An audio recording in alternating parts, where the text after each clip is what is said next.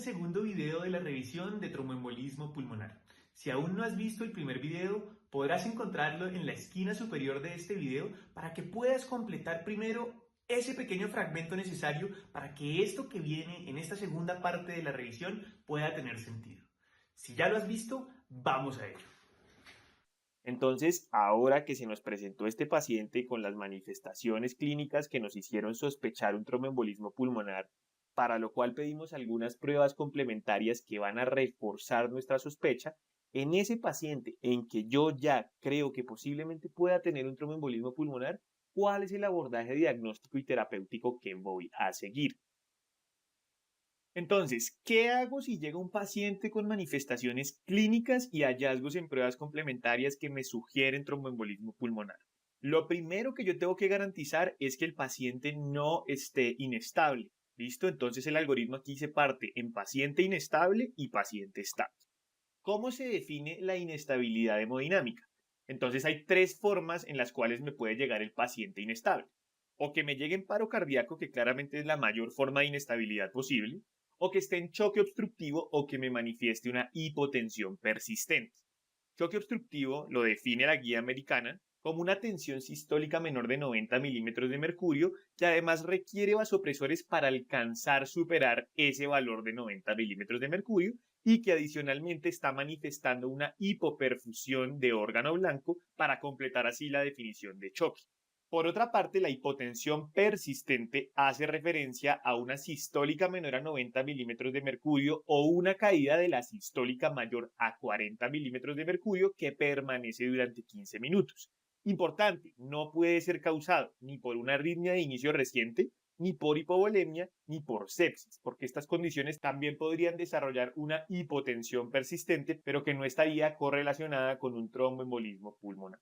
Dicho esto, entonces, ¿qué hago yo con el paciente inestable? Lo primero que yo voy a hacer es realizar una ecocardiografía buscando disfunción del ventrículo derecho. Porque si el paciente está inestable por culpa de un tromboembolismo pulmonar, el trombo debe ser lo suficientemente grande y comprometedor como para hacer que el ventrículo derecho esté fallando y que esa sea la razón de la inestabilidad del paciente. Entonces, si lo que yo tengo que hacer es una ecocardiografía, ¿qué es lo que yo puedo encontrar en esa ecocardiografía? Este examen nos permite identificar signos de sobrecarga y de disfunción del ventrículo derecho secundarios al tromboembolismo pulmonar. La guía nos entrega 8 de estos posibles signos que podríamos encontrar. Sin embargo, dado que este paraclínico requiere una competencia mucho más avanzada, explicaremos solo 3 de los signos que ofrece la guía, que a mi modo de ver son los más sencillos y son muy prácticos para entender el fin con el cual se hace este examen. Por supuesto, podremos evidenciar un agrandamiento del ventrículo derecho, particularmente en uno de los ejes que es el eje largo paraesternal. En ese eje podemos apreciar aquí al atrio izquierdo, al ventrículo izquierdo, el ventrículo derecho y la arteria aorta saliendo del ventrículo izquierdo. Teóricamente, lo que nos está mostrando esto es que el ventrículo derecho está agrandándose. Ese es el primer signo. El segundo signo que podemos encontrar es el ventrículo derecho dilatado con relación al ventrículo izquierdo. Entonces, lo que yo tendría que hacer es una relación entre el tamaño que tiene el ventrículo derecho versus el tamaño del ventrículo izquierdo. Y por supuesto, si el ventrículo derecho va en el numerador y el tamaño es más grande que el del ventrículo izquierdo, pues la relación va a ser mayor a 1. Adicionalmente, podríamos encontrar el signo de McConnell, y esto se puede observar en la proyección de 4 cámaras. El signo de McConnell hace referencia a la hipoquinesia de la pared del ventrículo derecho, que es lo que la flecha amarilla nos está señalando. Ahora, si nosotros vemos el ápex, que es lo que la flecha morada está señalando, el ápex se ve como si tuviese un movimiento mucho mayor que la pared del ventrículo derecho. Y es porque ese ápex no está aquejado por esa aquinesia. La razón de la aquinesia de ese ventrículo derecho se debe en esencia a la disfunción y a la disminución de la contractilidad que está teniendo ese tejido muscular del ventrículo derecho. Y por último, tendríamos este último signo que sería el aplanamiento del tabique interventricular en el eje corto paraesternal. Entonces, aquí en la ilustración podemos apreciar cómo el ventrículo derecho está casi que del mismo o de mayor tamaño que del ventrículo izquierdo y que su tabique está francamente aplanado. Y ese aplanamiento del tabique no se produce más que por la dilatación del ventrículo derecho, secundaria a toda esta sobrecarga que está empujando el tabique, y eso va a provocar que el ventrículo izquierdo se pueda llenar con menos sangre porque el espacio de la cavidad va a ser menor y adicionalmente que tenga menos contractilidad. Y estos son entonces algunos de los signos más sencillos que podríamos observar en la ecocardiografía y que nos hablan de una disfunción del ventrículo derecho. Por supuesto hay más. Y si quieres un video en el que hablemos a mayor profundidad de esto, háznoslo saber en la caja de comentarios y nos encargaremos de preparar. Ahora, yo terminé de realizar mi ecocardiografía e identifiqué si existen o no signos de disfunción ventricular derecha. Si sí, el siguiente paso a seguir sería realizar un angiotac de forma inmediata, mientras que si no encontramos signos de disfunción ventricular derecha, lo más probable es que esa inestabilidad hemodinámica no sea fruto de un tromboembolismo pulmonar, porque para que un tromboembolismo pulmonar genere inestabilidad hemodinámica, tiene que tener una disfunción del ventrículo derecho. Por esa razón, descartaríamos la opción de TEP y tendríamos que buscar otras posibles causas de inestabilidad. Ahora, en el caso de que hayamos decidido hacer un angiotac, ¿qué es el angiotac? El angiotac hace referencia a la angiografía tomográfica computarizada pulmonar que nos va a permitir visualizar adecuadamente las arterias pulmonares hasta el nivel subsegmentario. Es el mejor examen que tenemos para valorar la existencia de un tromboembolismo pulmonar. Su sensibilidad es alrededor del 83% y su especificidad es del 96%, lo cual son valores muy buenos para realizar el diagnóstico. Ahora, esta tomografía se diferencia particularmente de los demás tipos de tomografía en que requiere contraste, y ese contraste es lo que nos permite visualizar bien cómo la sangre pasa a través de las arterias pulmonares.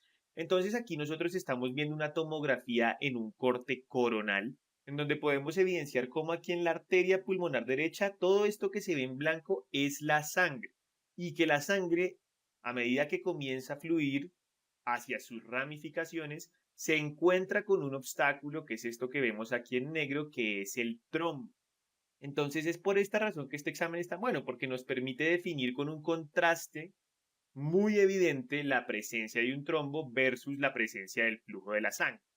Clásicamente se ha descrito un signo radiológico que es el Polo-Mind sign y hace referencia a la morfología de estas pastillitas de menta. Entonces, teóricamente, lo que nosotros podríamos ver es, aquí tenemos el tronco de la arteria pulmonar, se subdivide en arteria pulmonar izquierda y derecha, y aquí en la arteria pulmonar podemos ver cómo hay un trombo que está obstruyendo al paso de la sangre. Entonces, el signo hace referencia a que este trombo está rodeado, pues en sus alrededores, valga la redundancia, por un borde delgado de contraste. Entonces, aquí lo que vamos a buscar hacer es ver un angiotac completo, desde arriba hacia abajo. Entonces, aquí yo comienzo a bajar poco a poco. Todo esto que estamos viendo aquí es pues la tráquea. Bajamos, bajamos, bajamos, bajamos, bajamos.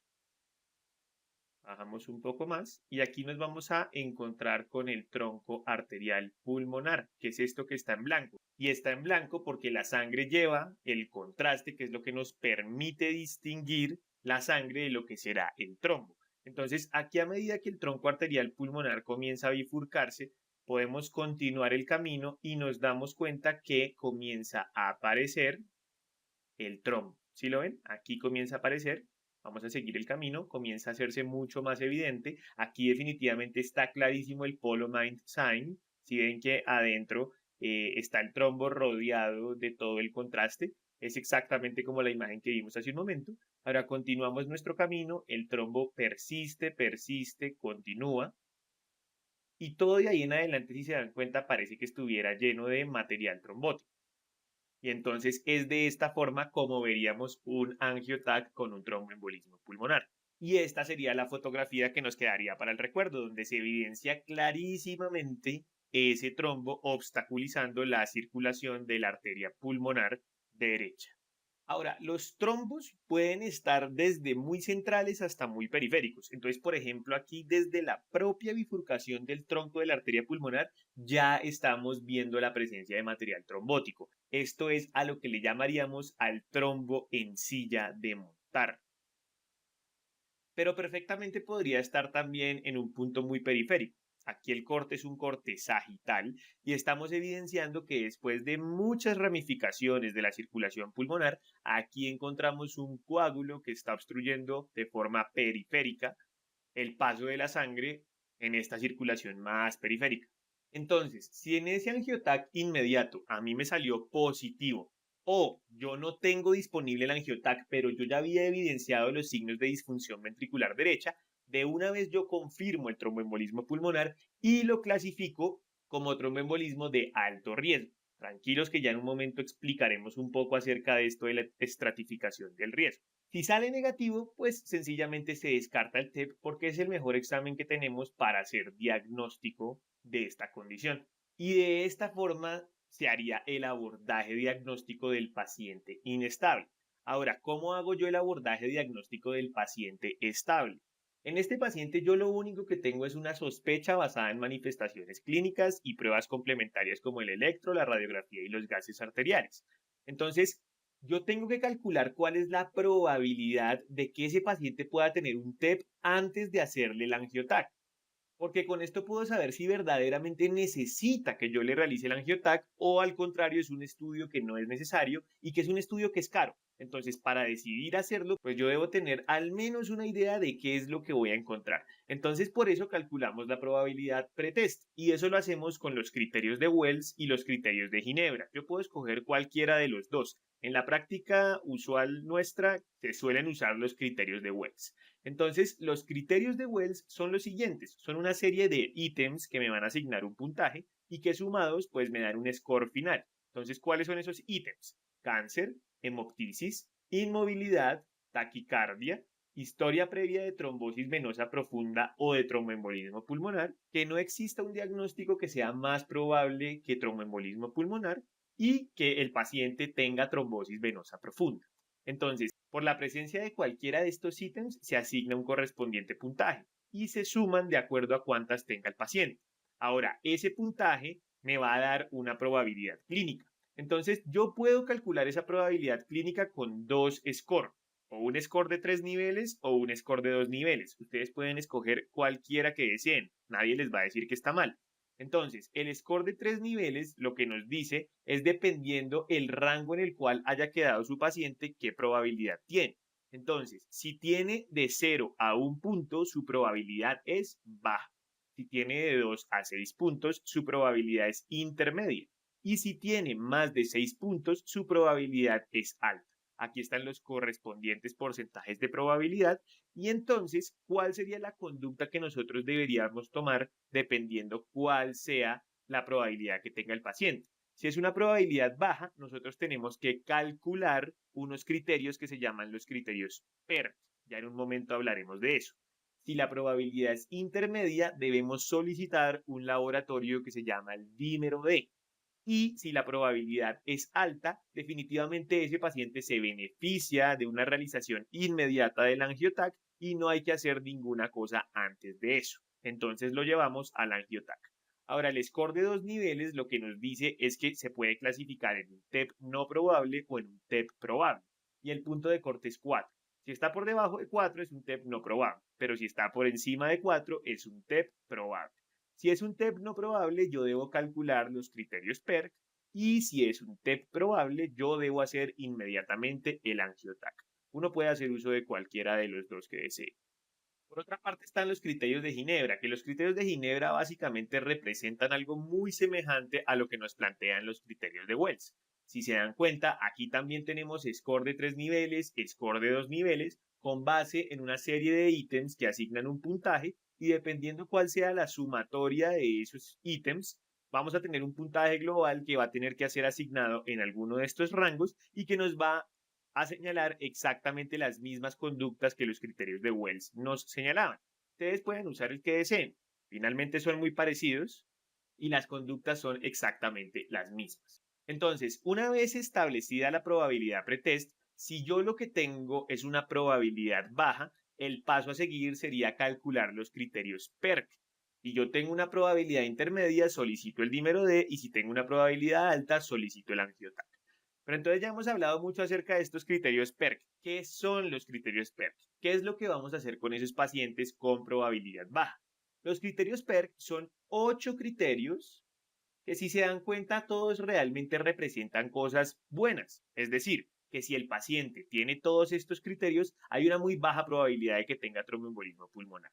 Entonces, edad menor de 50 años, frecuencia cardíaca por debajo de 100 latidos por minuto, saturación de oxígeno mayor al 95%, ausencia de hemoptisis, ausencia de uso de anticonceptivos orales, ausencia de edema en miembros inferiores, ausencia de cirugía o trauma y ausencia de antecedentes de tromboembolismo venoso. Si su paciente cumple los 8 criterios, usted puede decir que ese tromboembolismo pulmonar está descartado. Mientras que si no cumple los 8 y alguno de estos está presente, definitivamente usted no puede decir con certeza que ese paciente no puede tener un tromboembolismo pulmonar, y por lo tanto la conducta adecuada sería solicitar un dímero D. ¿Para qué se hacen estos criterios PERC? Su utilidad radica en que ayuda a evitar el sobreuso de los test diagnósticos de embolismo pulmonar. Que hay pacientes que, inclusive teniendo probabilidad muy baja, con solo la disnea y el dolor torácico, se les tiende a pedir dímero D. Pero ya hemos aprendido que si cumple con todas estas características, podemos decir con tranquilidad que ese tromboembolismo pulmonar está descartado. Eso es lo que nos muestra la evidencia. Entonces, si mi paciente cumple los 8 criterios del PERC, se puede descartar tranquilamente ese tromboembolismo pulmonar. Pero si no cumple los 8 criterios, pues el paso a seguir sería solicitar el dímero D. Entonces, ya que estamos hablando del dímero D, ¿qué es el dímero D? El dímero D no es más que el producto o el metabolito que se genera tras la fibrinólisis. Entonces, si nosotros recordamos un poco acerca de la hemostasia se dividía en hemostasia primaria, que corresponde a la formación del coágulo, hemostasia secundaria, que es la formación de la malla de fibrina, que va a estabilizar el coágulo, y que finalmente, tras haberse formado el coágulo y hacerse el proceso de cicatrización, debe hacerse una fibrinólisis para que este coágulo desaparezca. Si no estás tan familiarizado con estos conceptos, te recomiendo que te dirijas al video de hemostasia y anticoagulación que puedes encontrar en nuestro canal. Entonces, esa malla de fibrina, en ese paso de la fibrinólisis, se degrada gracias a una enzima que es la plasmina, que me desbarata literalmente esta malla de fibrina y lo deja en sus pequeños fragmentos, sus pequeños ladrillos. Esos pequeños ladrillos se llaman dímero D. ¿Listo? Entonces, si nosotros tenemos un dímero D elevado, nos habla indirectamente de que hay la presencia de un coágulo o de un trombo que, en medio de su degradación, pues está dejando estos restos que nosotros podemos evidenciar. ¿Y cómo hacemos nosotros para saber si un dímero D está positivo o negativo? Ese es un tema de gran controversia y depende de varias cosas. El punto de corte que vamos a utilizar va a depender de si el paciente presenta o no presenta factores de riesgo. De ahí sale un algoritmo que se conoce como el algoritmo GEARS. Entonces, este algoritmo lo que determina es el punto de corte a utilizar según la presencia de los siguientes factores de riesgo: signos de trombosis venosa profunda, hemoptisis e improbabilidad de otro diagnóstico.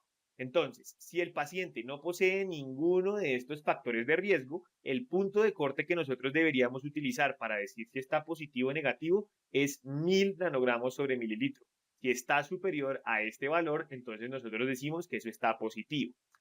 Pero si su paciente posee al menos uno de estos factores de riesgo, en ese paciente no vamos a ser tan estrictos, porque ya esto nos habla de una gran probabilidad de diagnóstico, y por lo tanto el punto de corte que vamos a utilizar es de 500. ¿Listo? Ahora, esto es en cuanto al ajuste por factores de riesgo, pero además también debe hacerse el ajuste de acuerdo a la edad.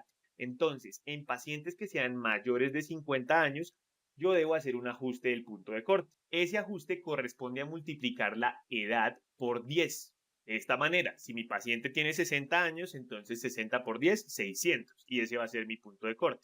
Si mi paciente tiene 80 años, 80 por 10, 800, y ese va a ser mi punto de corte. Pero en pacientes que sean menores de 50 años, el punto de corte que manejaremos será 500. ¿Listo? Y es así como definimos si un dímero D está positivo o negativo. Entonces, si el dímero D salió negativo, ya yo puedo descartar el TEP, mientras que si salió positivo, yo todavía no puedo hacer diagnóstico. ¿Por qué? Porque el dímero D tiene una altísima especificidad, es decir, que si me sale negativo yo puedo decir con certeza que eso no es un TEP, porque por supuesto si tuviera un coágulo tendría que estar produciendo dímero D, mientras que si a mí me sale positivo yo no puedo decir con certeza que eso es un tromboembolismo pulmonar, porque muchas otras cosas pueden generarme este dímero D, no necesariamente el TEP. Entonces, por esa razón, su sensibilidad no es tan buena, pero su especificidad es muy alta.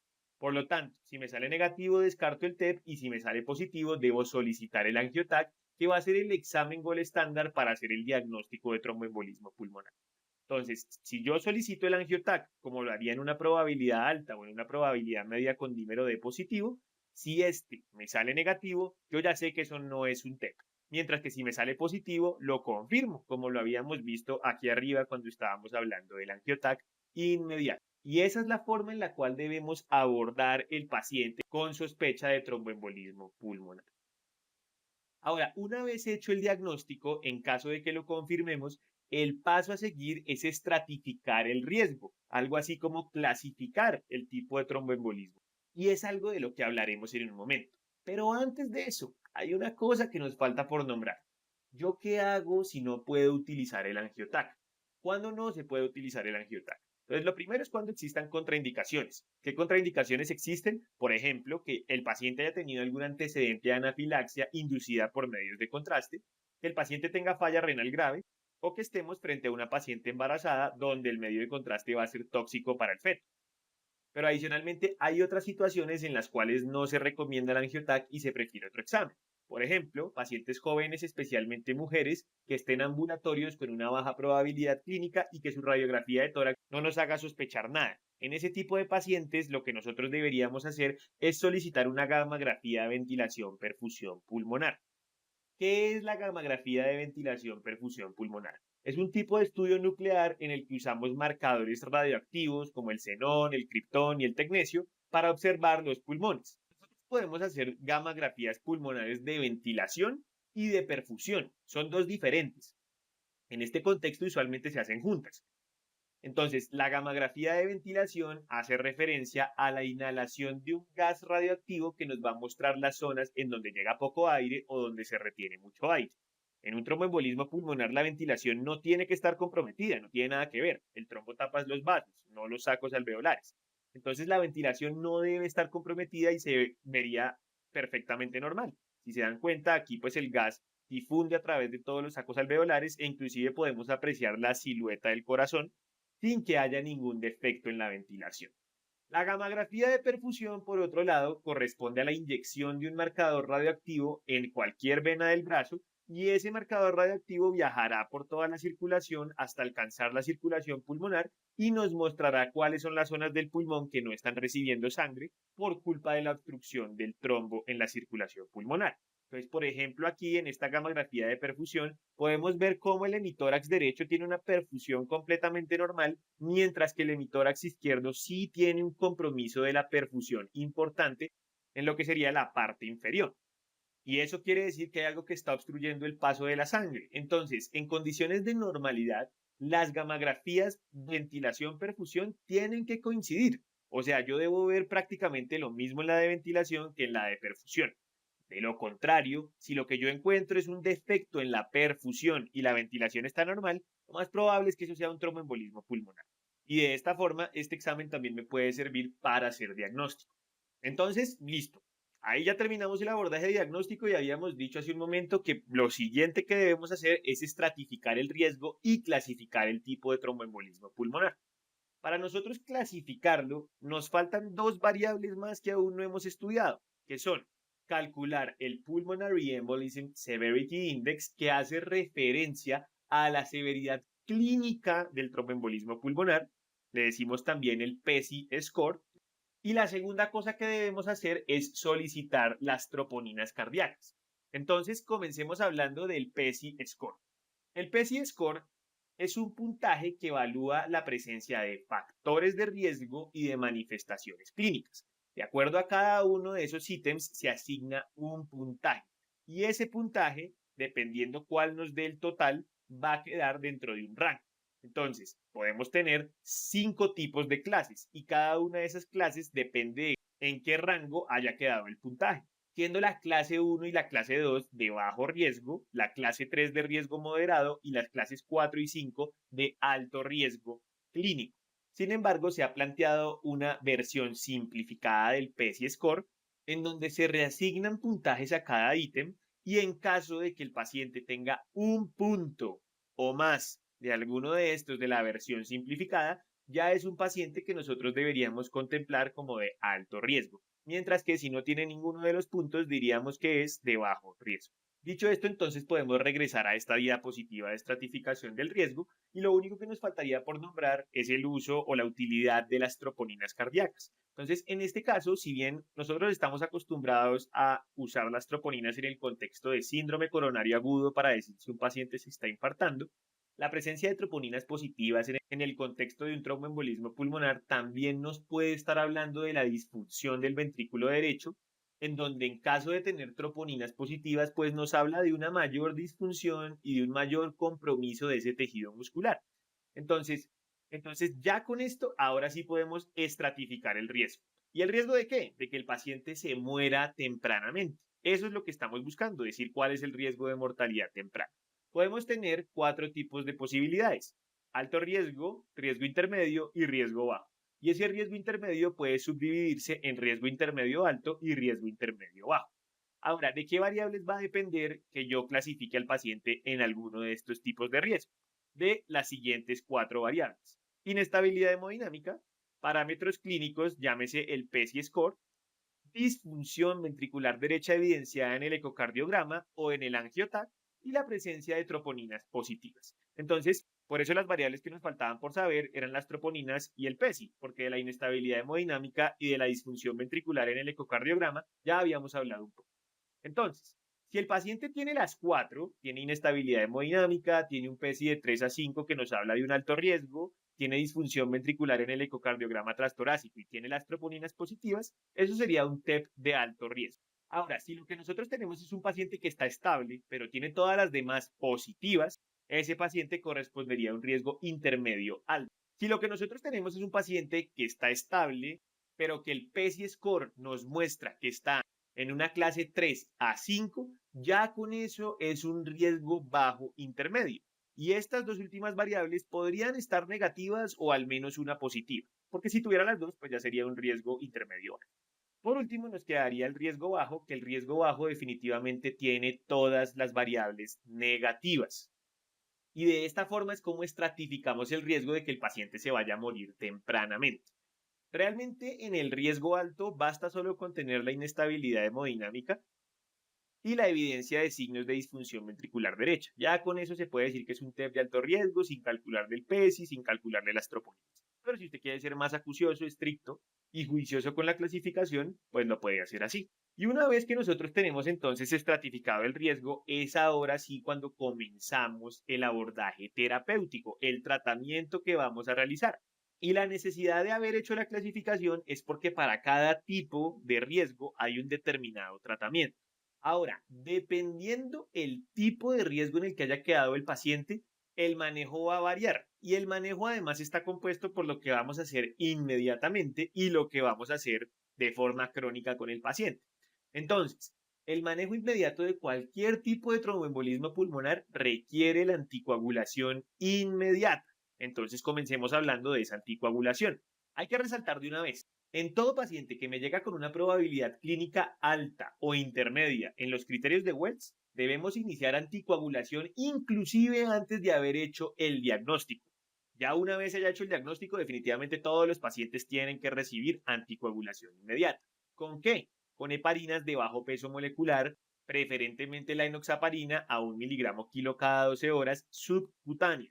Sin embargo, hay algunas situaciones particulares en las cuales yo no debo usar la heparina de bajo peso molecular: el TEP de alto riesgo, la falla renal grave y la obesidad grave.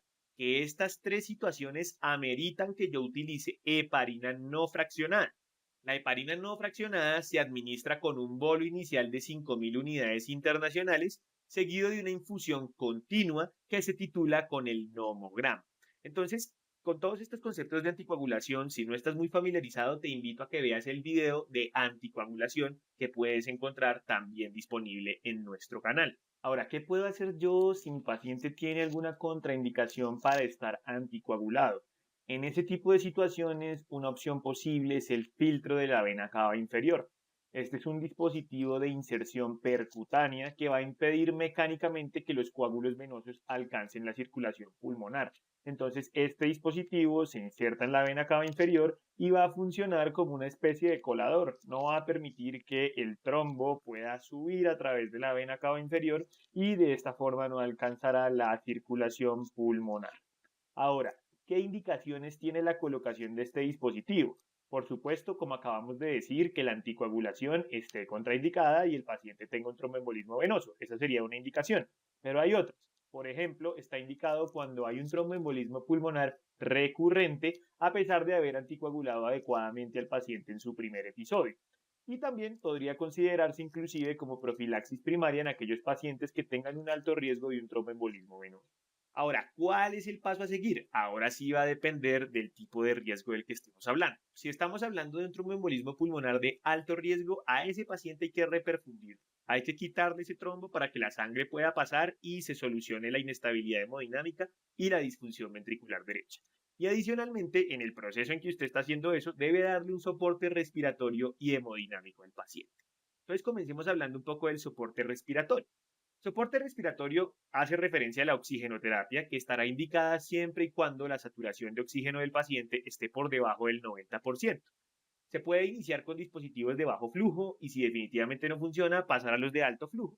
Y ya cuando estos dispositivos no funcionen, se considera entonces la ventilación mecánica no invasiva.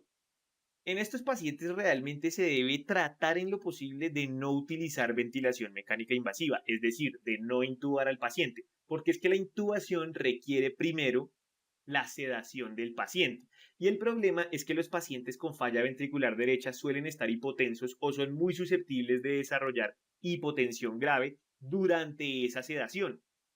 Entonces, en consecuencia, la intubación solo se debería realizar si el paciente no puede tolerar o hacer frente a la ventilación mecánica no invasiva. Inclusive deberíamos preferir en la medida de lo posible utilizar la cánula de alto flujo.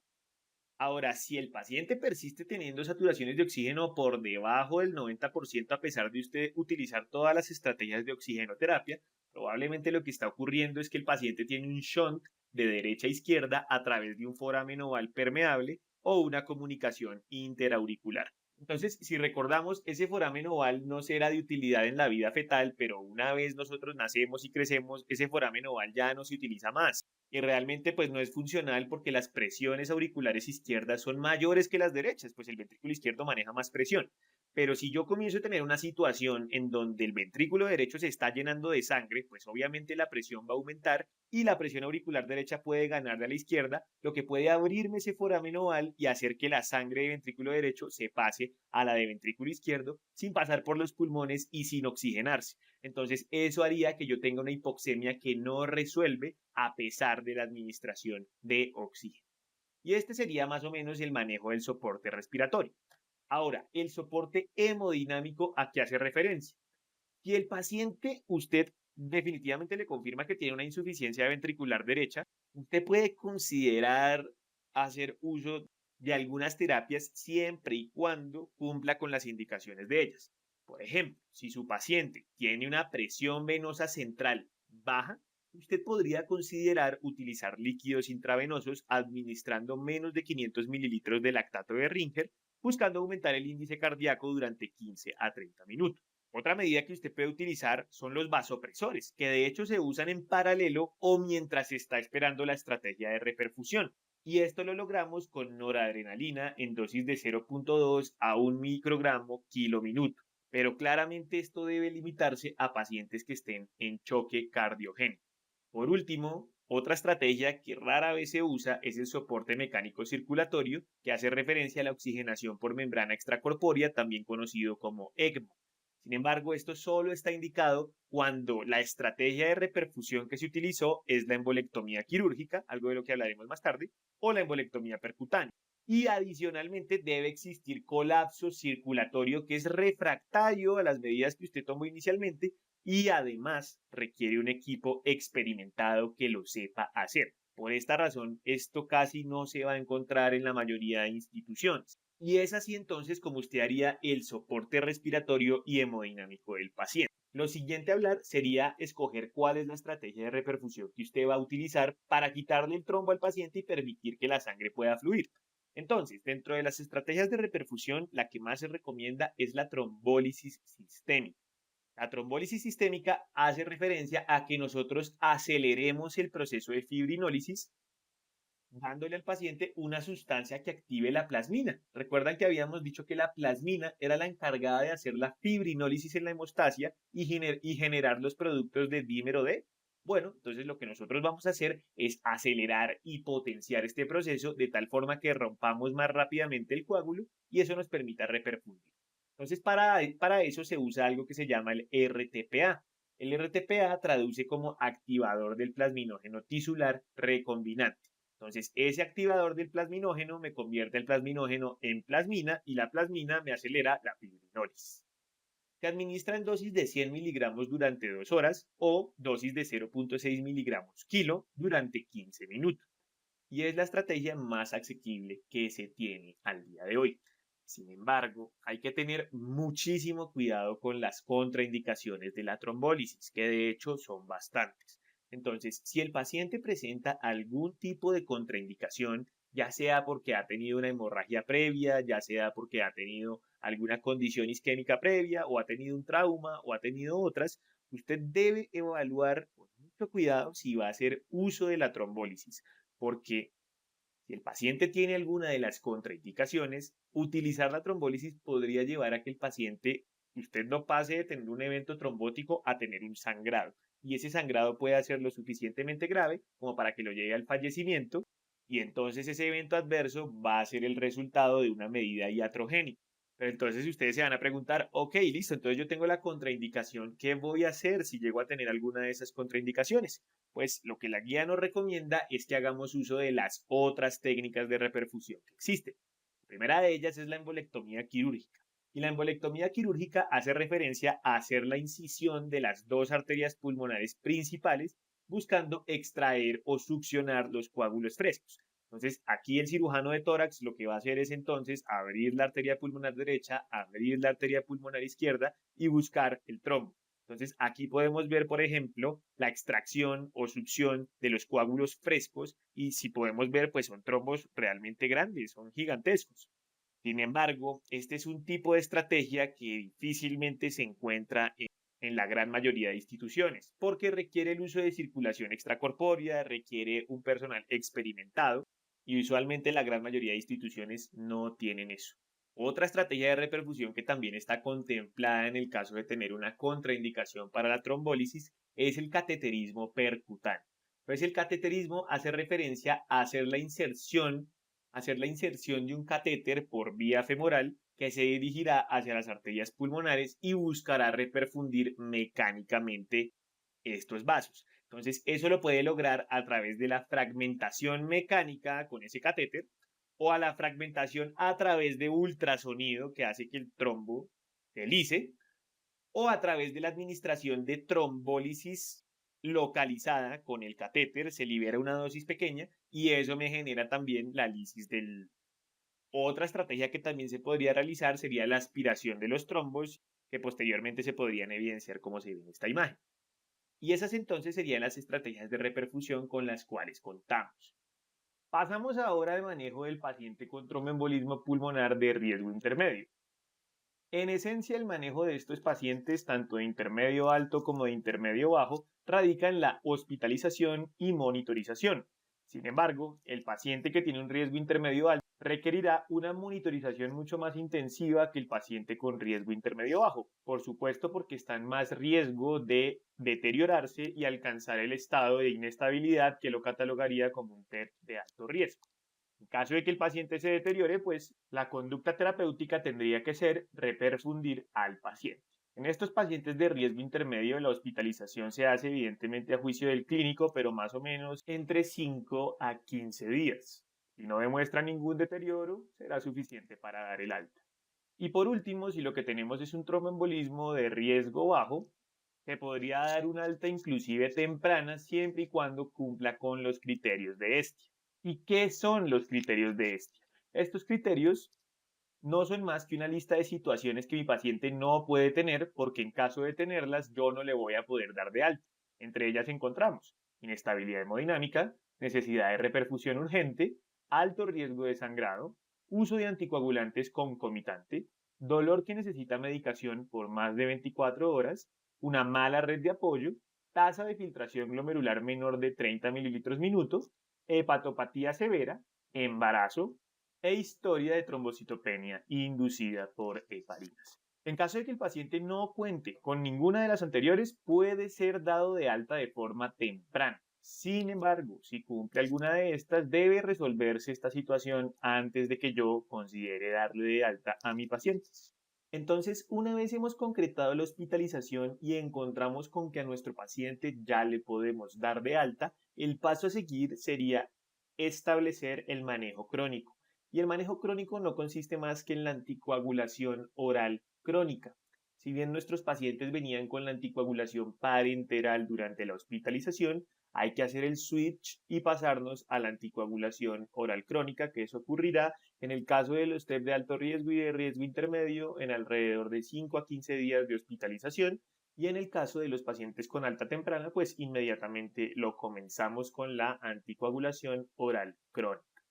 ¿Y cómo se realiza esta anticoagulación oral crónica? Pues para ello debemos recordar un poco de lo que hablamos en el video de anticoagulantes y anticoagulación.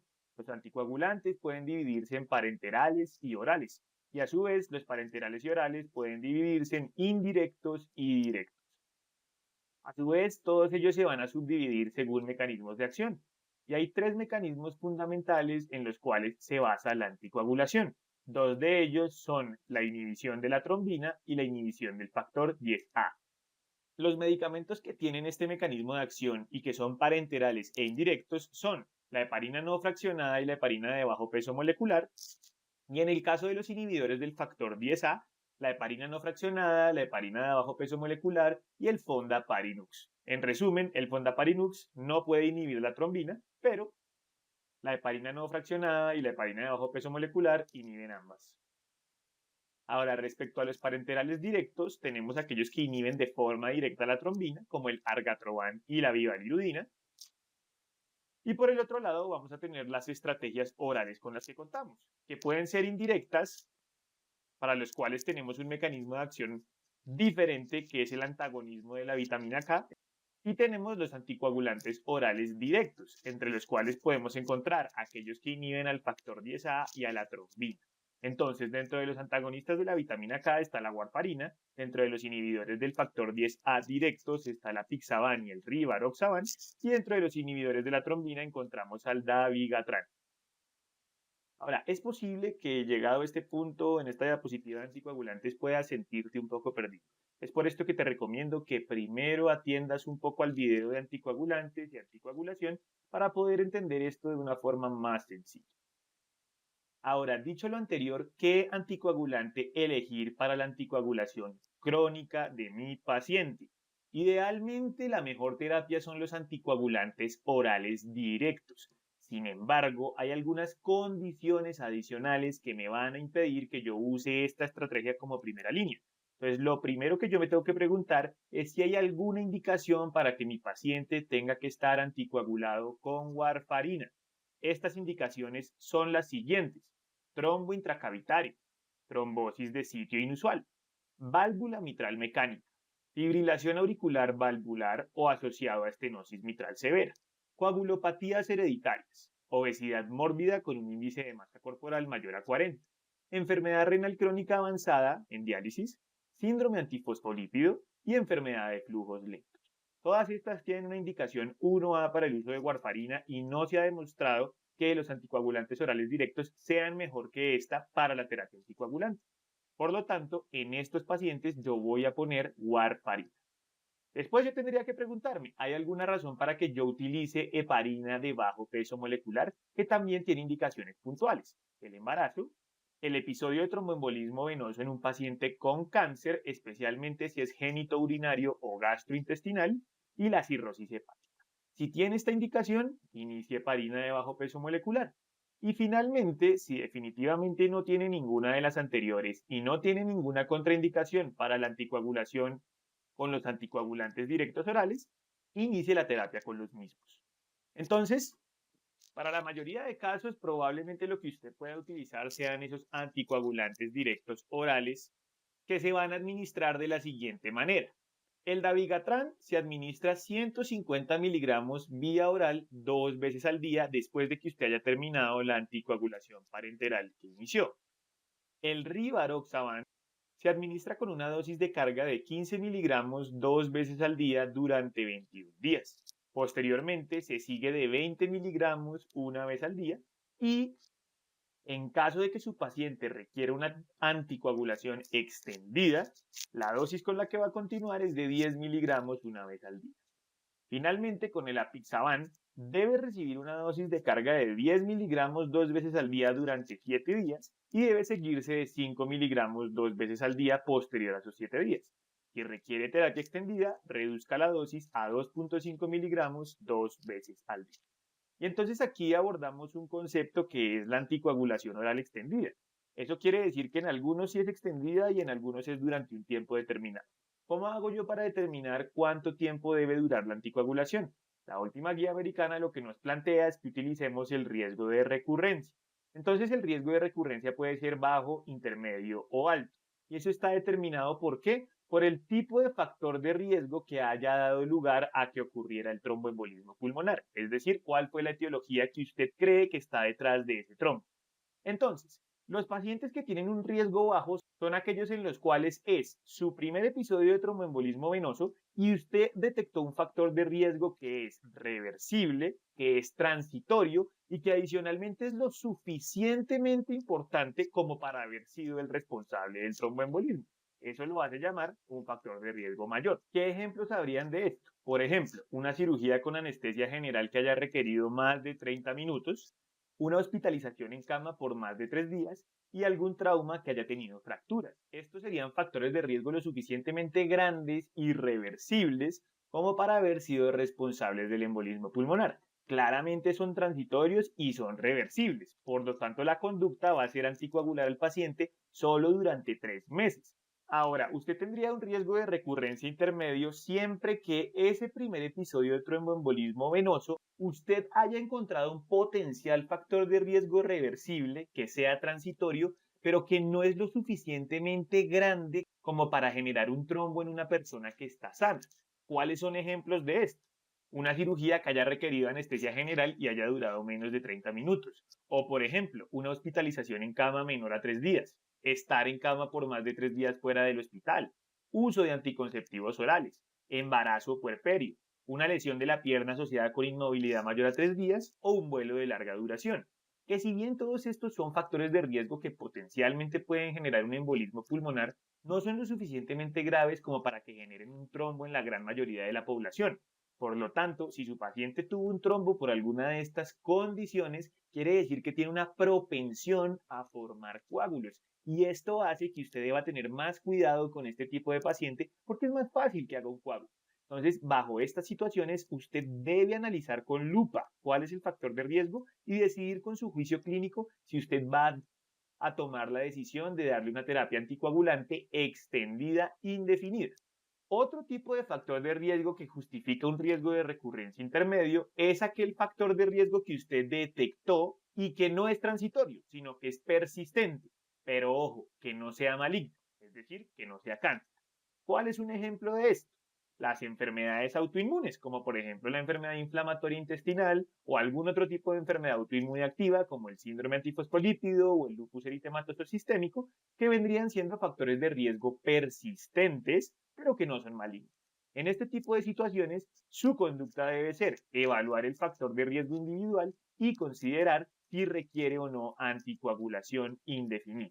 Por último, aquellos pacientes que tienen un riesgo de recurrencia alto son aquellos que tienen o cáncer activo o que es su primer episodio de tromboembolismo venoso en donde yo no le encontré un factor de riesgo que me explique por qué hizo el embolismo. Si yo no encuentro cuál es el factor de riesgo, si yo no sé por qué me hizo un embolismo pulmonar, es muy probable que lo vuelva a hacer porque yo no estoy haciendo nada para solucionar qué fue lo que se lo causó en primera instancia. Pues probablemente eso pueda generar otro tromboembolismo pulmonar más adelante. Eso quiere decir que bajo este tipo de situaciones, sí o sí, el paciente tiene que estar anticoagulado de forma indefinida. Y de esta forma llegamos al final de nuestra revisión acerca del tromboembolismo pulmonar. Espero que todo haya podido quedar claro. No te olvides de seguirnos y darle a la campanita para que recibas las notificaciones de cuando subamos nuevas revisiones o nuevos videos a este canal. Gracias por haber llegado hasta acá y espero verte en próximos videos. Hasta pronto.